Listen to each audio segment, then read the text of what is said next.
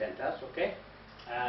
We saw Paul's conversion, or Saul's conversion last week, and some of the key points of that study were the conversion of Saul to the one from the one who persecuted the church. He became a convert to the Jewish leader, preached Jesus Christ, and Saul, he tried to join himself with the disciples in Jerusalem. They weren't too happy about that, but they eventually did. And the churches had peace and were edified. So here's Paul, up to this point, has been an instigator of a great persecution in the church. He's been going around looking for Christians, dragging them off to prison, and ultimately, in some cases, being involved in their death, or certainly put them in a situation where they can be put to death, okay? So, after the church being ravaged like that, and the Apostle Paul, as a ringleader of these, is being converted to Christianity, suddenly, for a short period, things seem to quieten down a little bit. Now, there's more involved than just the Apostle Paul in this situation of peace. 3 provinces made up the land of Palestine, and Galilee has not been expressly mentioned before by Luke, but there's probably been Christians there from the gospel being going out from Acts chapter 8, for example. And after Paul was persecuted, was converted, then there was a political situation that became involved. The political situation in Palestine may have helped in this peace situation. Caligula, who's usually seen as one of the emperors who's been a real nutcase, he became emperor in 37 AD. And around in 39 to 40 AD, a guy called Petronius was appointed the governor of Syria. Caligula ordered him to set up a statue of the emperor in the temple at Jerusalem, just to stir things up a little bit.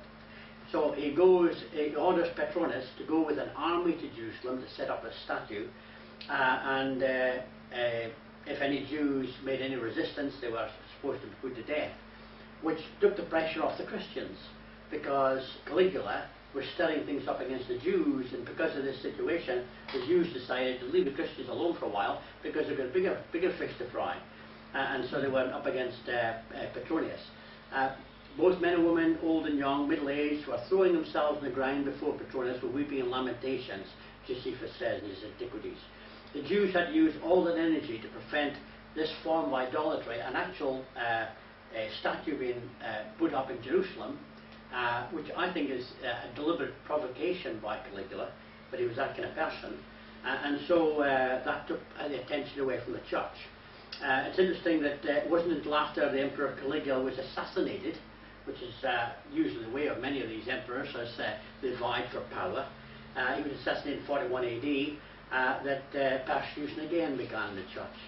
So you've got a double thing happening here.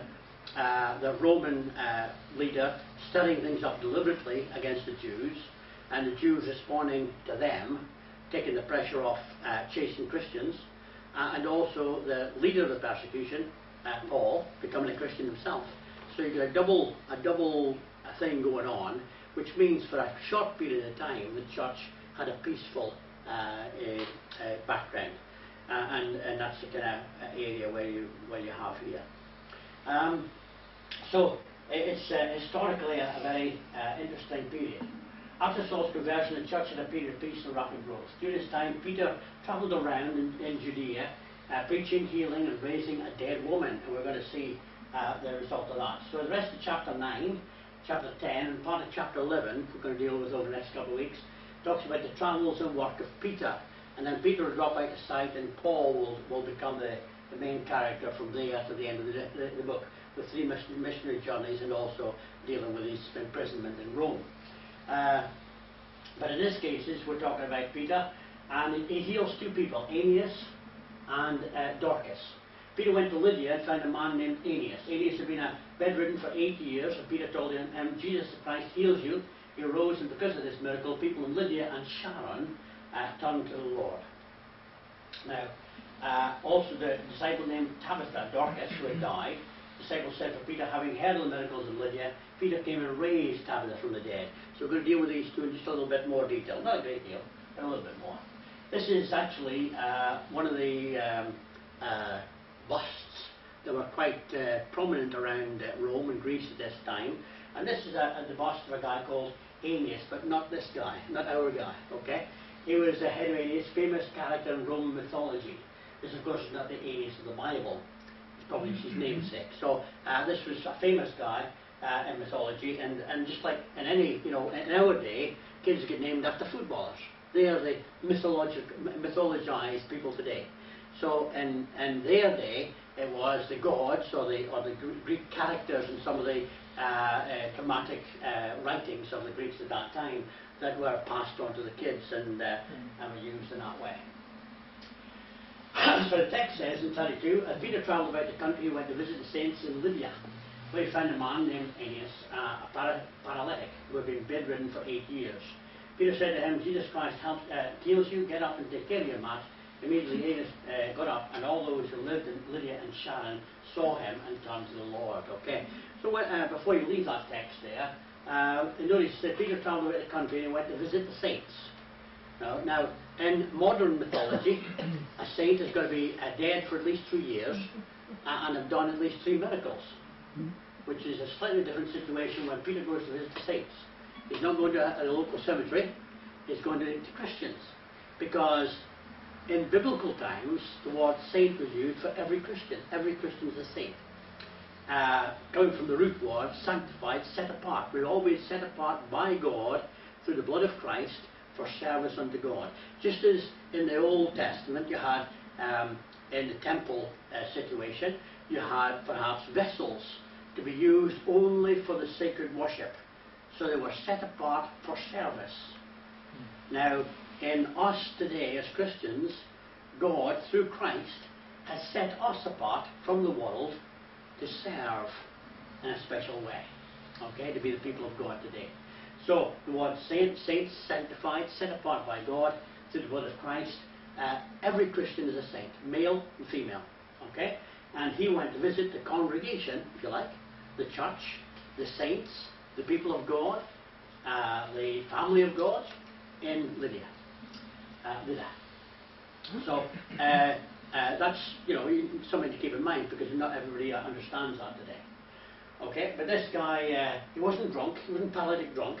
It was actually it was a physical problem he had. Mind you, some of the paralytic drunks I've seen have physical problems as well. Anyway, so Peter lays his hands on him, and probably one of the Greek-speaking Jews who are now so numerous in Palestine. It's probably named after the famous hero Aeneid of the Aeneid, written by Virgil, the Roman poet and writer. Virgil is one of the great names in history. In Roman, if you ever go to Oxford University and study classics, Virgil, and in the original Greek, of course, would be one of the classics that you would to read. And I was very fortunate, even though I was poor, well, we were debt poor. I don't know what happened, but I think my father was conned. He bought a set of encyclopedias. And in those days, they were very expensive, and you had to pay up, weekly or monthly or whatever, forever. But they were huge. And I loved the Greek mythology and Roman mythology and all that type of stuff.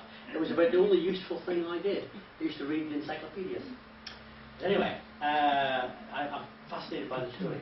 So Virgil's story based on the older story of Odysseus and the Trojan Wars. Trojan Wars were real wars, and quite an important part of the Old Testament background. And you also think of Alexander the Great and all the things he was involved in. There's a lot of real good history battles and stuff like that in a lot of these people and the poets. Homer was another famous guy. So you see the plain of Sharon, technically along the coast, and then moving in a little bit towards Samaria there. And that's where you see Peter's action around here. So he's been preaching, teaching around this area, and he goes on and finds this guy.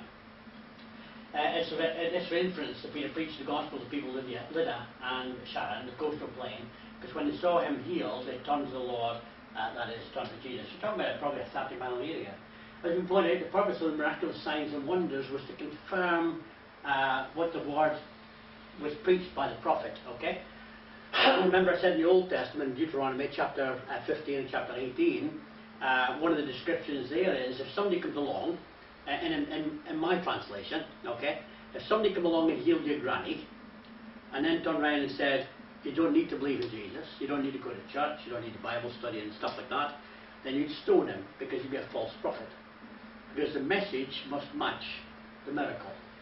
And Thessalonians, the second chapter of Thessalonians, chapter 2, it talks in terms of Satan being able to delude people by false miracles into believing that which is error. Okay? So even if somebody did come in here and healed your granny, if his message was different, the message that was given by the apostles, then he's a false teacher. And it's interesting, the passage in 1 John chapter 4, 1 to 6 there, it says exactly the same idea. It says we don't believe in what the apostles have taught. If we reject what the apostles have taught, then we're rejecting God. Okay? So what you have in the New Testament is the standard of understanding that God wants us to have and believe in. Okay. The church grew very rapidly in this age of miracles, and again we see the Holy Spirit at work.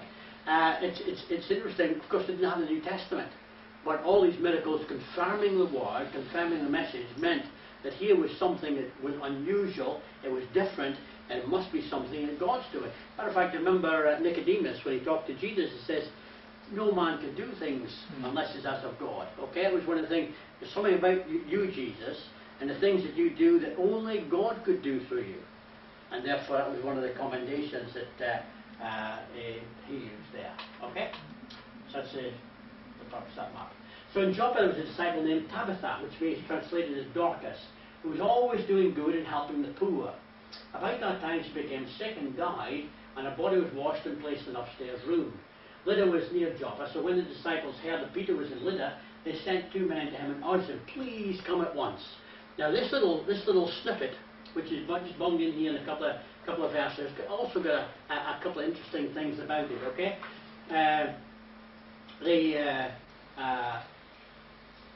if you remember, in the resurrection of Lazarus, there's a similar message sent to Jesus: "Come quickly. Lazarus has died. Come quickly, because you can do something about it." That's the idea behind the message. And Jesus took his time, because obviously if he'd arrived too late, he said, "Oh well, he wasn't really dead." But when he'd been dead 3-4 days, then obviously he'd be stinking by this time. Then he must be dead. But so they couldn't say it was just he must have just been asleep. So Jesus did that at that time. Peter's in a similar situation here. But in fact, when you see how he heals Lydia and Dorcas, it's almost a parallel to what Jesus did earlier. Okay, this is modern day Joppa, or modern day Jaffa. Okay, that's where you get your oranges from. Is it Jaffa? No, the Jaffa cakes. Okay. Jaffa is the coastal plain of Sharon near Lydda. You might remember this seaport as the embarkation point. Who did remember that? As soon as I said Joppa, somebody said to themselves, that was where Jonah went from. No? Okay. Anyway, We'll drop that. all right. Jonah, when he tried to run away from God, he left from the same port. Okay? A little bit earlier, of course. The name of the female disciple who died was Tabitha. Now, I'm wrong there, actually. And it could be classed as Hebrew, but it isn't really. It's Aramaic. It may be in Hebrew. I needed to look it up a bit more. But I know for a fact it actually should be Aramaic, and I've already amended it. My other set it up, my main notes, which you won't see, but that's okay. So Tabitha in the original, in Aramaic, is the same as Dorcas is in Greek, and the same as gazelle is in English. Interesting. Okay. So it's the same name, but obviously different countries. So you meet people from different countries, and they've got a normal name like Philip, but in their country it's something slightly different. Or what else do you got? Ghana, it's names days after the week. Yeah. Days after the week. Yeah. Coffee. It's Coffee. Monday. So Monday's in English, and his own coffee is in We've got Ghana. Colin, haven't we? Monday's child. Yeah. Tuesday's child. Full of go. Full of woe. She was loved by the disciples because of her many charitable works. Here was a woman who stood out by giving and doing for other people. Everybody loved her and appreciated her because she wasn't just a theoretical Christian, she was a practical Christian. And I've said before, if I hear a good sermon, that's excellent. If somebody gives me an apple pie, that's even better. Okay? I'll remember that a little bit longer. She washed her body, put it in an upper room, and sent for Peter to come. An apple pie could celebrate. That's it is, you see. It's the thing. Keeps, you know, it's an active. It's got custard on. Even better. Oh, you're talking my language. Okay. Brenda's carrot cake's better. A carrot cake. Brenda's Brenda's I won't say anything because, you know, I'll let you use it in carrot cakes otherwise. It's preference, isn't it? Okay. So making clothing was very difficult in biblical times. Some of the colours they used were very unusual. And even today, sometimes we use certain colours that are very difficult to come by. Maybe like having to crush that scarlet beetle in it. What do you call it to get scarlet? So in those days, cochineal. That's the one I want. So you get lots of things happening. For some stuff, it was very difficult to do. And of course, they didn't have the technology we had, but if they're pretty good at what they did, it just took a little bit longer. Okay? And clothes were quite often expensive. If they were colourful, usually it meant they were very expensive. Dorcas could have sold the clothes for lots of money. She could have kept the money for herself, but she's known for her charitable work. Okay? They didn't go to Dorcas' closet, go to her cupboard and say, look at all the clothes she had, but rather, look how much she's given. Which is, if you go to, I think I've got the comment up here, Imelda Marcus, Dorcas not loved for what she had, but for what she gave. Mrs. Ferdinand Marcus is not remembered fondly for her shoes. Here's over a country supposed to be looking after people, and people were in poverty. And what did she have? She had thousands of shoes. Okay? So the contrast between Dorcas and Imelda Marcus, Dorcas had clothes, but she wasn't remembered for the clothes she had in her cupboards. She was remembered for the stuff that she'd given away. Okay? Somebody's singing? Why do you think there aren't more people like Dorcas? You know, we need more people like that in the church, don't we? To make a difference. Okay? People who are remember not so much for what they have, but for what they do with what they have. Okay? Peter went with him, and when he arrived, he's taken upstairs to the room. All the widows stood round him, crying and showing him the robes and other clothing Dorcas had made while she was still with them. Magic woman, look at her hands, alright? Peter decided to bring this woman back because she was better. Oh, did Peter decide to bring this woman back because she was better than others who had died? I don't think so. This was simply another opportunity to perform a miracle which served to confirm his words as being from God. This woman was a well-respected woman, a woman that lots of people knew, a lot of people were already mourning for, and by bringing her back to life, what an impact that would have in the preaching of the gospel of Christ. And that's why she was brought back. Graham, were people sort of buried pretty much very quickly. She actually, they held on to her. That's why they told Peter to cut. He was, I can't remember, it's in these notes, but not in those notes, how far, I think he was 12 miles away. And so they rushed, go get Peter quick, because he could hopefully do something about that.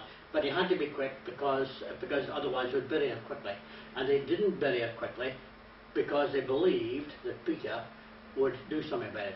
And it's almost, it's not said in other parts of the text, but it's almost implied that Peter may have raised others from the dead. Okay? So, because it's something we know Peter could do and would do for somebody as loved as this, if he could. And it's possible that that's why. I'm not going to go into that. Oh, wait a minute, I didn't read that there. There's something else. It's maybe in the next couple of slides. Okay, Peter sent him all out of the room, and he got down on his knees and prayed. Turned towards the dead woman and said, Tabitha, get up. Remember what Jesus said to the healing the young girl? Talitha. It's talking about a young person. But very similar wording. Get up. She opened her eyes and seeing Peter, she sat up. He took her by the hand and helped her to her feet. Called the believers and the widows and presented her to them alive. This became known all over Joppa, and many people believed the Lord. Peter stayed in Joppa some time with a tanner named Simon. Okay? Don't get much for tanner these days. But there's also a story involved in that, and I'll go into that. And so, in the Bible there are several accounts of people raised from the dead by the prophets in the Old Testament, as well as this New Testament ones. First account probably that springs to mind is the widow's son by Elijah. Very interesting account, and it's a good story in itself.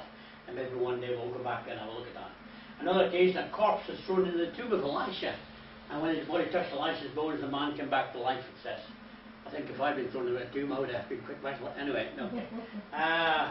So, Jesus raised several people from the dead, including the son of the widow of Nain and the daughter of Jairus. And Lazarus, obviously, the ultimate. Well, not quite, it's the penultimate. Like a word, penultimate. Paul raised a young man, Eutychus, from the dead, but of course he had to because he was so bored in his preaching. No, he got thought with it. Anyway, he raised them later on. And of course, the greatest miracle of all occurred when Jesus himself arose from the dead. So resurrection doesn't happen every day, but it is an important thing. And when it does happen, it makes a huge impact. But ultimately, the only resurrection that counts for us, because you raise people, and what happens to them on average? They all die again, okay? Jesus was raised, and because he didn't die again, he conquered death, the text implies. He conquered death for all of us. So he led the way into the next opportunity for us, and shows that death for us is not something we should be frightened of. Though, obviously, most of us are frightened of how we're going to die, how much pain we may have to go through, and all that type of stuff. But death itself, for a Christian, almost from this time onwards, took on a new connotation for people. No longer is a fearful jump into the dark that so many people were in tune with before. Because in Christ we have hope, walking from this life to the next life. Okay? He brings hope in immortality to life through the gospel. It's an interesting place, Mediterranean, and maybe see to the left through the pillars. You can just see that. Did you visit here when you were out there? This is Caesarea Maritima. No. This is very ancient structures from the sea, and again, it's all the details in my notes, so I'm going to go into that. So the conversion of Cornelius and his household. In Acts chapter 10 verse 1, it says, "Read a man named Cornelius, a centurion, was known as the Italian regiment. He and all his family were devout and God-fearing. He given generously to those who were in need and prayed to God regularly. One day about 3 in the afternoon, he had a vision. He distinctly saw an angel of God who came to him and said, 'Cornelius.'" Okay, well, that's still up there. I've got other slides to deal with as well. Here's a picture of a man who, if you bumped into him today, apart from fighting a soldier, if you bumped into him today, you say, "Here is a good man." Matter of fact, some would say, "Here is a Christian gentleman," okay? Because he's got a lot of Christian characteristics.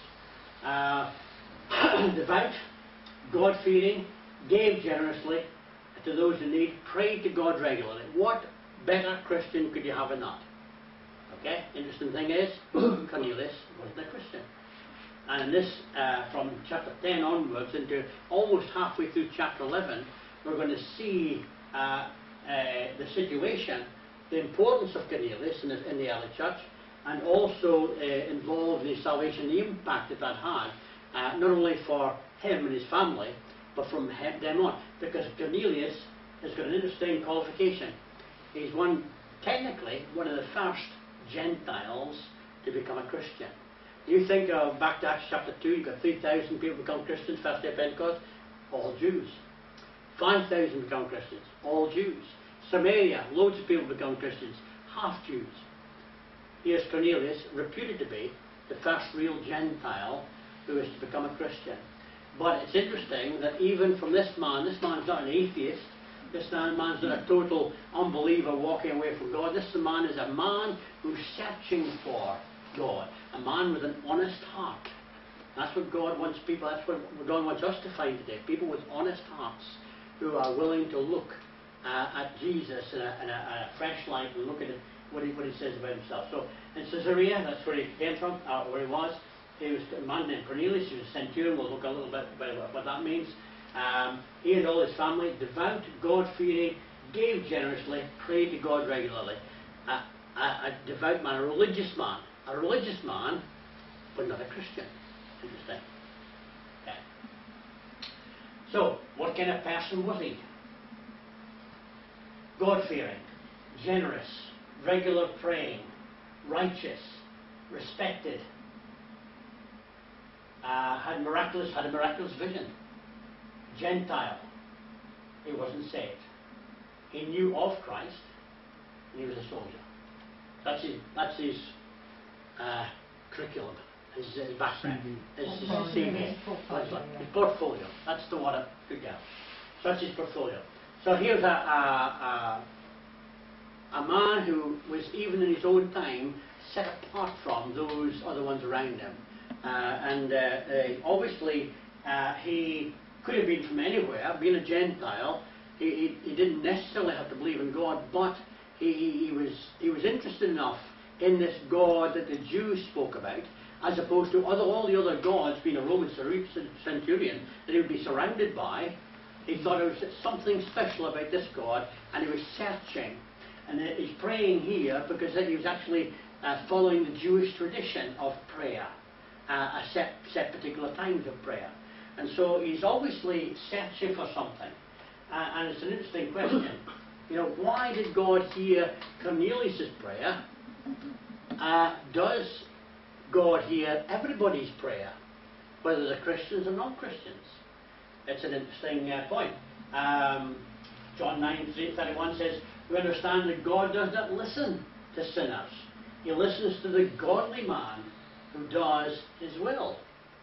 There's other passages that seem to imply that if you're a sinner going away from God, God won't hear your prayers. And that's why the prayer of a righteous man avails much. So God's listening for those who are godly and God-centered, if you will. That's what makes the difference between him. So it seems to be an implication, because of sin, it sets a difference between us. There's also an attitude. I think the main difference is the attitude of heart. Okay, that's the real key. God listens to people who are sincere and willing to go that way towards him. He's already willing to meet them halfway. We've seen that with the Ethiopian eunuch. In the middle of nowhere, God says, send Philip. Here's a man who is ready for the gospel, who's willing to hear the gospel. And I wonder how many people that we bump into thinking we're just bumping into them. And God's using us to talk to them because they're ready to hear something about Christ. So what's Cornelius came? He was a God-fearing man, prayed often, gave alms to the poor, worshipped God to the best of his knowledge and means, and yet, despite all that, he wasn't saved. Like Paul, he needed a human person to come and tell him what he was to do. Here's an interesting situation. Here's Cornelius. He actually sees a vision. Now, in modern day terms, you can hear often in the television of people who've seen a vision of God and they've been saved. Because, they've been saved through that act. In New Testament times and in every situation, when God saves somebody, he sends a human being to tell you what you need to do to be saved. So it's an interesting situation. He's Cornelius in his house with his family. A vision appears to him. Why didn't God, if that's the way God works, why didn't God say to him, Cornelius, you're a God-fearing man, I've heard your prayers, here, I'm going to save you. Matter of fact, I showed you way back in Acts chapter 2, you've probably forgotten that, but when Billy Graham, on his website, when you download some of the stuff on his website, you'll see he's actually got a little bit where he says, ask Jesus to come into your heart and say this prayer. You say this prayer, follow it through, and then at the end he says, okay, now having said that, you've accepted Christ in your heart, sign here. And you sign there, and that's you're a Christian, according to Billy Graham. Okay? Here was Cornelius had far better experience than even Billy Graham could have given you. Some vision from God direct to him, but he's not told, right, Cornelius, I've heard your prayer, now you're saved, sign here. He said, you go and send for this guy. He's going to come and tell you what you need to do to be saved.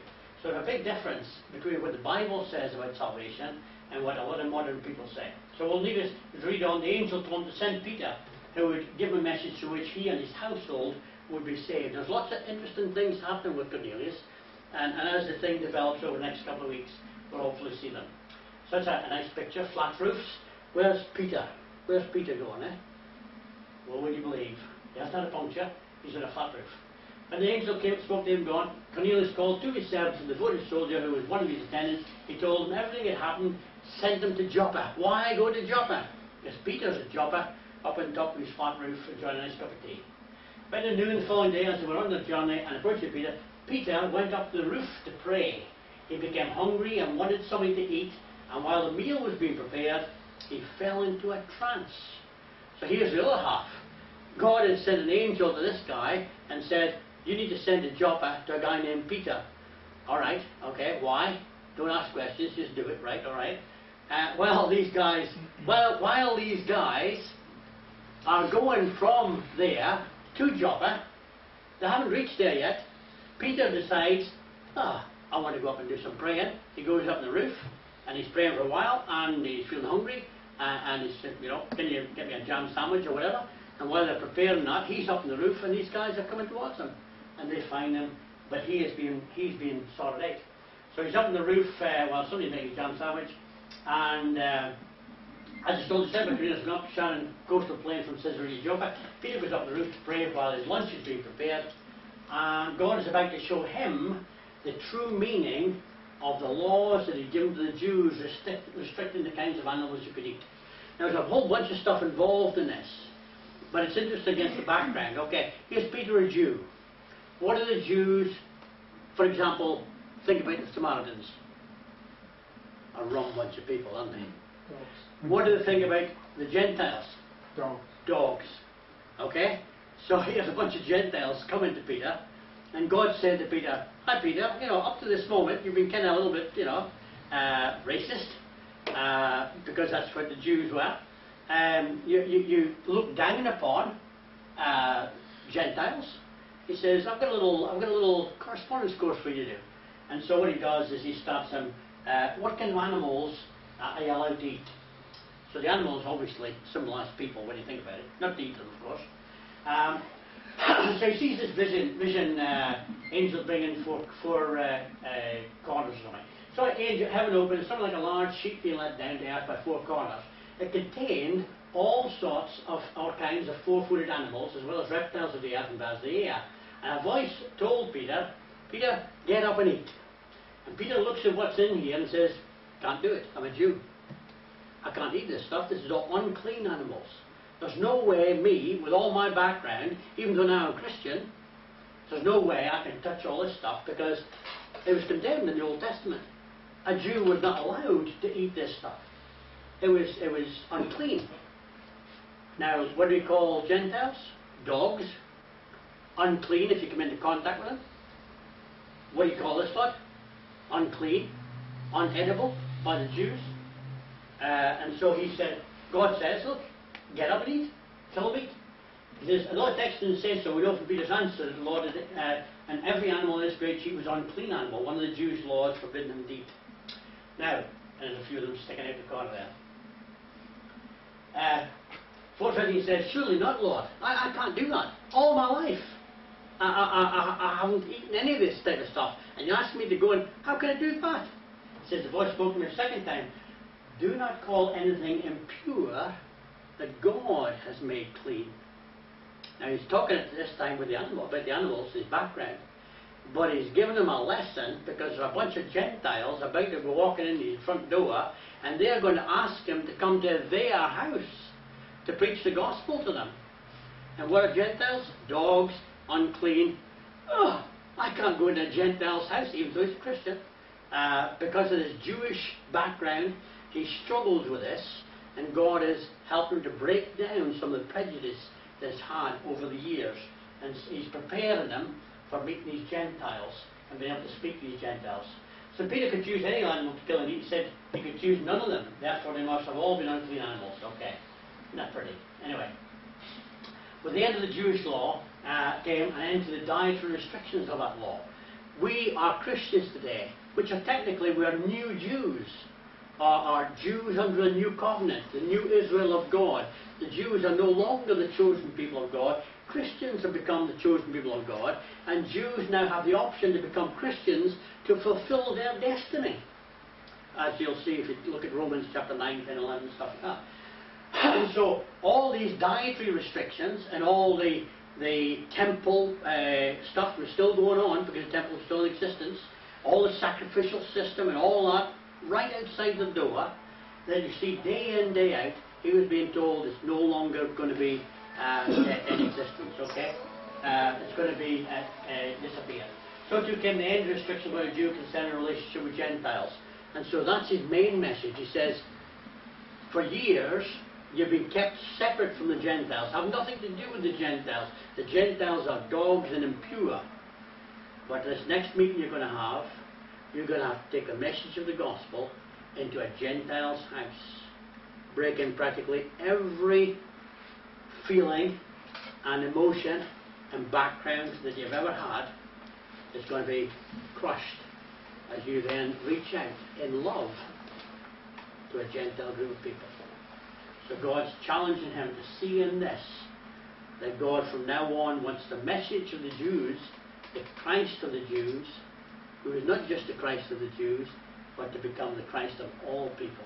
And you remember the commission, right back in Acts chapter 2, go into all the world, preach the gospel to every creature.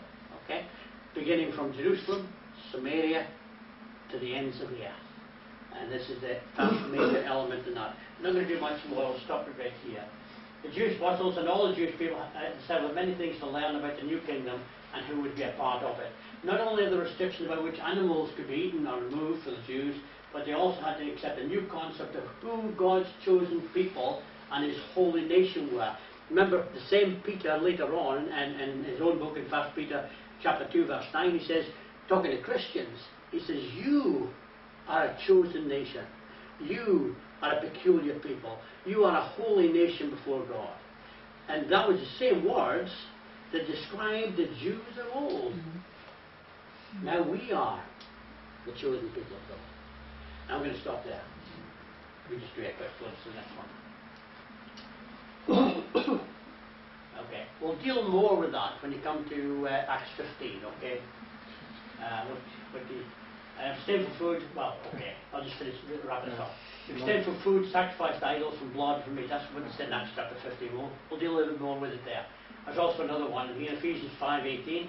Don't get drunk on wine, speech debauchery, instead be filled with the Spirit. Okay.